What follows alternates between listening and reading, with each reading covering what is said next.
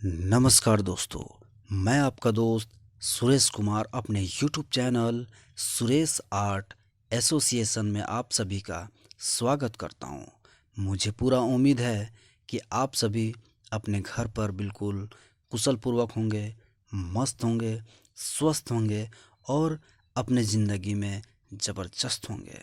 साथियों, स्क्रीन में आपको दिखाई पड़ रही होगी अंग्रेजी वाक्यों में नेक्स्ट टाइम का यूज करना सीखे।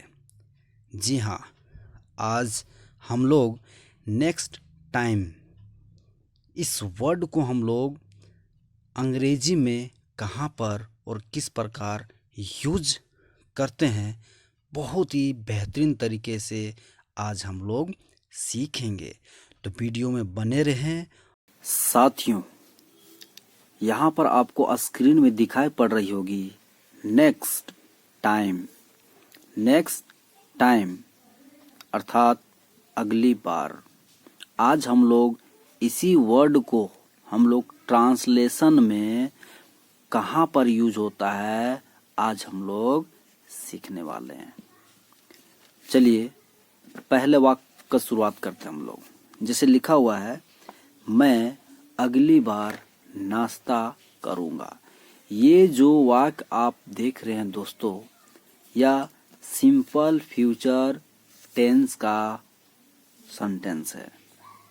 और जब कभी भी फ्यूचर का बोध होता है तो वहाँ पर हमेशा नेक्स्ट वर्ड का यूज किया जाता है, खासकर अगली बार के लिए। तो लिखा हुआ है क्वेश्चन में, मैं अगली बार नाश्ता करूँगा। मतलब अगली बार नाश्ता करूँगा, इसका मतलब ये हुआ कि फ्यूचर में कही गई एक बात है। इस सेंटेंस में नाश्ता किया जाएगा, लेकिन आने वाले वक्त में। तो हम लोग जानेंगे यहाँ पर मैं के लिए आई। उसके बाद यहाँ पर लिखा हुआ है नाश्ता करूँगा। नाश्ता करना क्या होता है दोस्तों? सबसे पहला चीज़ फ्यूचर इंडेफिनिट टेंस का है, तो हम लोग क्या करेंगे कि यहाँ पर सेल और इस जगह पर लिखेंगे नाश्ता करूँगा को होगा टेक ब्रेकफास्ट। आई सेल टेक ब्रेकफास्ट। मैं नाश्ता करूँगा लेकिन अगली बार। तो अगली बार के लिए क्या बताया है? Next time. तो यहाँ हम लोग लास्ट में लिख सकते हैं नेक्स्ट टाइम। इसी तरह से हम लोग दूसरे वाक्य को भी हिंदी से इंग्लिश बनाने का प्रयास करेंगे।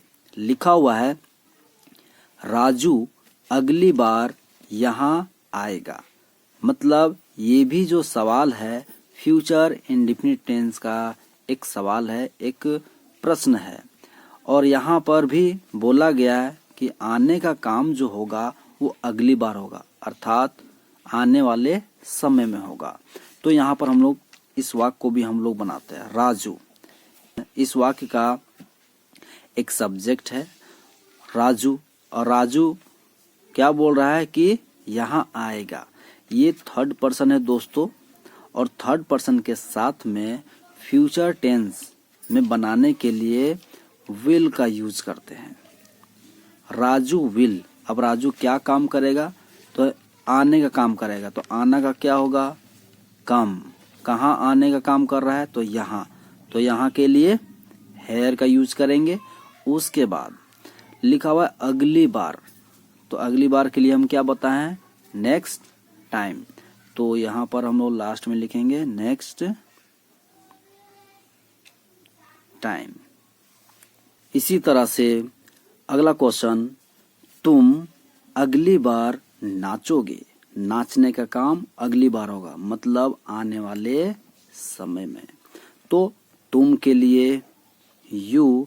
देखिए दोस्तों, ये यू जो है सेकंड पर्सन कहलाता है, और सेकंड पर्सन के साथ में हमेशा विल का यूज करते हैं जब वाक्य सिंपल फ्यूचर टेंस में हो। तो इसके साथ में हमेशा विल का यूज करेंगे। और यू क्या काम कर रहा है, तो नाचने का, तो नाचने का क्या होता है, डांस। उसके बाद लिखा हुआ है अगली बार, नाचने काम अगली बार करेगा। तो अगली बार के लिए पहले ही हम आप लोगों को बता चुके हैं कि नेक्स्ट टाइम होगा। तो यहाँ पर हम लोग लिखेंगे नेक्स्ट टाइम। इस सेंटेंस का भी अंग्रेजी बन चुका है दोस्तों।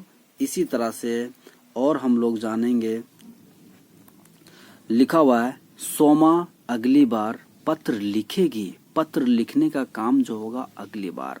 तो यहाँ पर सोमा नाम की एक लड़की है जो कि थर्ड पर्सन है, और थर्ड पर्सन के साथ में हमेशा विल का यूज किया जाता है। वाक्य सिंपल फ्यूचर टेंस में हो तो थर्ड पर्सन के साथ में हमेशा विल का यूज किया जाता है। अब सोमा क्या काम कर रही है, तो लिखने का काम कर रही है या लिखेगी। तो लिखना क्या होता है, राइट। उसके बाद क्या लिखने काम कर रही है, तो पत्र। तो यहाँ हम लोग लिखेंगे ए लेटर।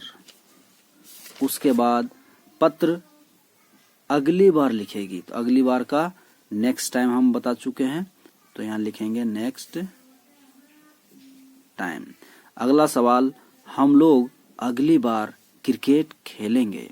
तो हम लोग यहाँ पर है दोस्तों सब्जेक्ट के रूप में वी, और वी के साथ में हमेशा सेल का यूज करते हैं जब कभी भी सिंपल फ्यूचर टेंस का सेंटेंस होता है।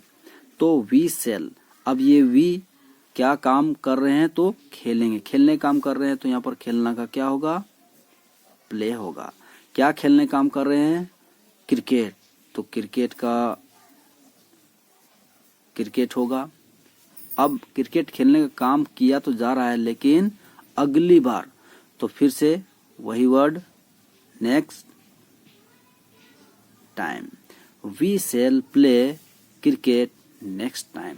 हम लोग अगली बार क्रिकेट खेलेंगे। उसी तरह से और एग्जाम्पल के साथ में हम लोग समझेंगे दोस्तों।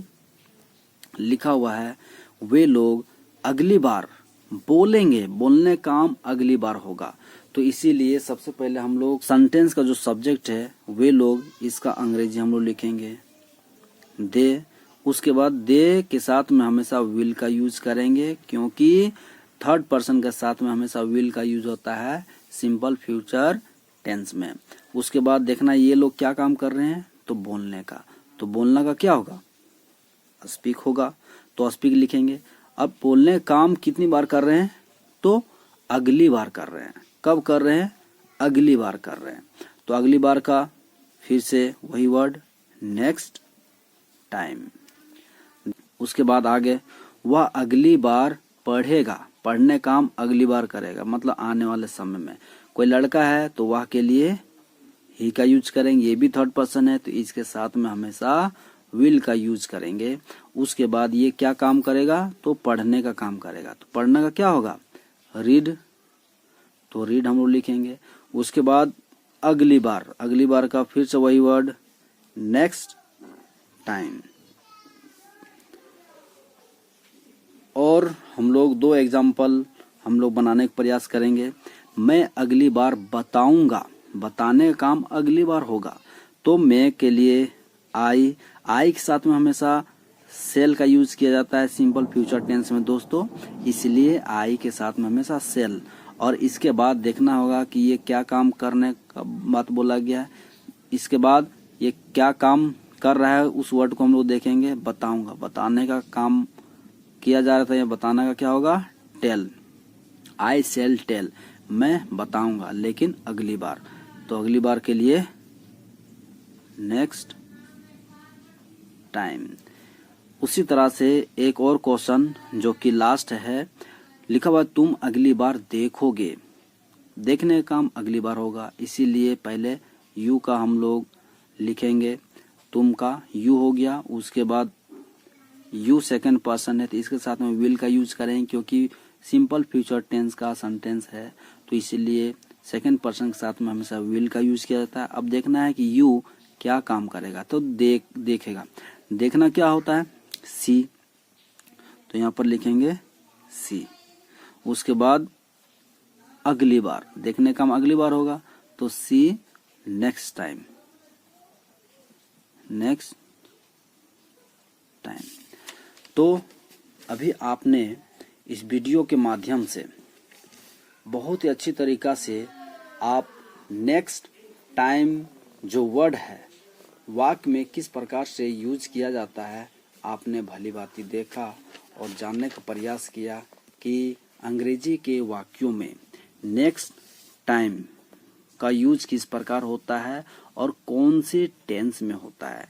तो साथियों, मुझे पूरा उम्मीद है यह वीडियो आपको बहुत ही पसंद आई होगी, और यदि वीडियो पसंद आई है तो प्लीज़ हमारे इस वीडियो को आप लाइक, कमेंट और शेयर ज़रूर करें।